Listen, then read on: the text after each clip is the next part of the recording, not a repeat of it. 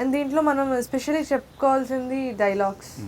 సాయి మాధవ్ బుర్రా గారు ప్రతి డైలాగ్ కూడా గుర్తుపట్టుకునే, అంటే యూనో అందరూ మాట్లాడుకునేటట్టుగా రాశారు.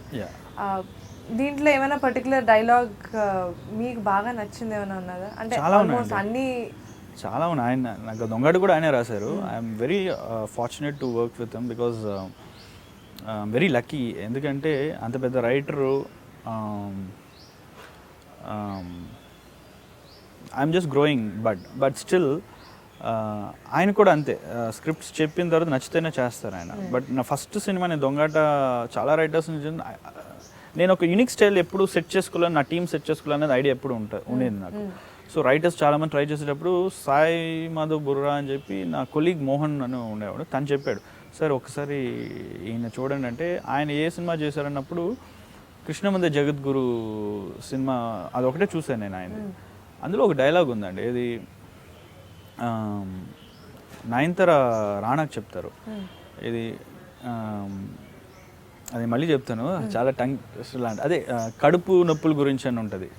చూసినోడు మనిషిరా, అదే పక్కన పడక గురించి చూసినోడు పశువు అవుతాడరా అని చెప్పి. సో అది నేను సినిమాలు చూసినప్పుడు నేను 1.5 2 years అది ఎప్పుడు నా మైండ్లో ఉన్నింది ఆ డైలాగ్. It's an unbelievable. అంటే ఒకే సిచ్యువేషన్ 2 point of view చెప్పారు ఆయన. ఆయన అనగానే ఇమీడియట్గా ఐ లైక్ హిమ్. లక్ష్మీ గారితో చెప్పాను, ఇమీడియట్గా ఆఫీస్కి వచ్చారు, కథ చెప్పాను. That's how journey started with him.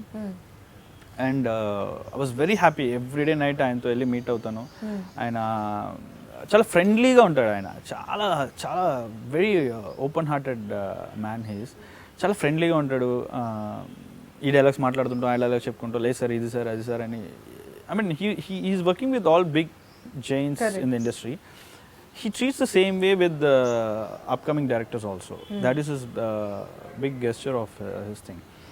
So ఈ సినిమాకి డైలాగ్స్ అని చెప్పినప్పుడు very particular I should thank Sai Madhav గారు ఈ సినిమాకి. ఎందుకంటే ఇది చాలా ఫాస్ట్గా జరిగిపోయిందండి. ఆల్రెడీ శ్రీకాంత్ దగ్గర స్టోరీ ఉన్నింది. సో దాన్ని నేను స్క్రిప్ట్ కింద కన్వర్ట్ చేయాలి, స్క్రీన్ ప్లే డైలాగ్స్ అన్నీ మళ్ళీ రాయిపించాలంటే at least I would be needing at least 1 month preparation. So ఆ ప్రాసెస్లో నేను ప్రొడ్యూసర్ గారికి చెప్పాను, సాయి మాధవ్ గారు నాకు కావాలంటే ఓకే అన్నారు. The only issue was that he was very busy. 150th film Chiranjeevi garu చేస్తున్నారు, బాలకృష్ణ గారు చేస్తున్నారు. There is another 2 films which he was doing it. ఈ మధ్యలో నా సినిమా నేను ఎలా అడగాలి నాకు అర్థం కావట్లేదు. And I don't have time. Sir నేను అడిగాను, సార్ ఇలాగ మీరు చేయాలంటే అయ్యో డెఫినెట్గా సార్ పంపించండి అన్నారు. మీరు చెప్తే నమ్మరు, నాకు ఇంకా 4 days షూటింగ్. అప్పుడు పంపించా స్క్రిప్ట్. పంపిస్తే ఆయన చదువుకుని నేను చేసేస్తాను సార్ మీరు డోంట్ వెరీ అన్నారు. I was really shocked. అది మరి మీతో ఎవరికి చెప్తారో లేదో నాకు తెలియదు, కానీ ఐ ఆల్వేస్ నా లైఫ్లో ఎన్ని సినిమాలు చేసినా ఆయన డెఫినెట్గా ఆయనే ఉంటారు. బట్ దిస్ పర్టికులర్ ఫిల్మ్ నేను చెప్పాలి, ఎందుకంటే యాజ్ ఎ క్రియేటర్గా నాకు తెలుసు it's a time taking process. Creative job is time taking process.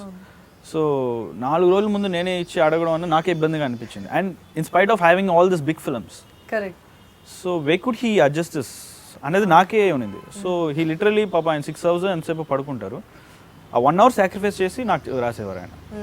Morning ఇచ్చేవారు సీన్స్. ఓకే, ఈ డైలాగ్స్ అంటే ఇప్పుడు మన డైలాగ్స్తో పాటు మాట్లాడుకోవాల్సింది రాజ్ తరుణ్ గురించి కూడా. తనకు ఒక టైమింగ్ ఉండేది, తన బాడీ లాంగ్వేజ్ కానీ తనకి అంటూ ఒక స్టైల్ అదంతా తనకి మ్యాచ్ అయ్యేలా రాయడం అనేది కూడా exactly that's a big. Sai Madhav గారి గురించి చెప్పాలంటే ఆయన దగ్గర ఉన్న బిగ్ ఆస్పెక్ట్ ఏంటంటే అదే. ఇప్పుడు ఒక ఆర్టిస్ట్ బట్టి ఆయన రాస్తాడు డైలాగ్స్. బ్రహ్మానంద గారు ఉంటే బ్రహ్మానంద గారు ఆయన ఎలా పలుకుతారు, నరేషన్ కూడా అలాగే ఉంటుంది. బ్రహ్మానంద గారు మాట్లాడినట్టే ఉంటుంది. రాజ్ తరుణ్ అనగానే రాజ్ తరుణ్ లాగానే ఆయన ఎలా మాట్లాడతారు అన్న బట్టే ఆయన డైలాగ్ రాస్తారు. ఆయన చెప్పేటప్పుడు కూడా ఫర్ ఎగ్జాంపుల్ ఇందులో మచ్చి అంటారు. సో ఇవన్నీ రాజ్ తరుణ్కి యాప్ట్ గా ఉంటాయి చెప్పేటప్పుడు. సో అవన్నీ ఆలోచించుకునే the big aspect of Sai Madhav గారు ఏంటంటే, మీరు ఎవరు హీరో ఎవరు హీరోయిన్ ఎవరు యాక్టర్స్ అని ఇస్తే ఆయన రాసేటప్పుడే, ఇప్పుడు రఘుబాబు గారు ఉన్నారు, రఘుబాబు రాసేటప్పుడు ఆయన నరేషన్ ఇచ్చేటప్పుడు రఘుబాబు ఎలా మాట్లాడతారో అలా సెట్ చేసిస్తారు ఆయన. So that was very very helpful for the director also. అది కొంచెం ఈజీ వర్క్ అవుతుంది డెఫినెట్గా. ఇప్పుడు డైలాగ్ రాయడం ఒక్కటే గొప్ప కాదు, ఈ యాక్టర్స్ ఇది చెప్తే వాళ్ళ మీరు అన్నట్టు వాళ్ళ బాడీ లాంగ్వేజ్కి యాప్ట్గా ఉండాలి. So that is very brilliant ఆయన రాసే. Hi, this is Vamshi. Watch my exclusive interview with Kaumudi only on iDream. Subscribe to I dream.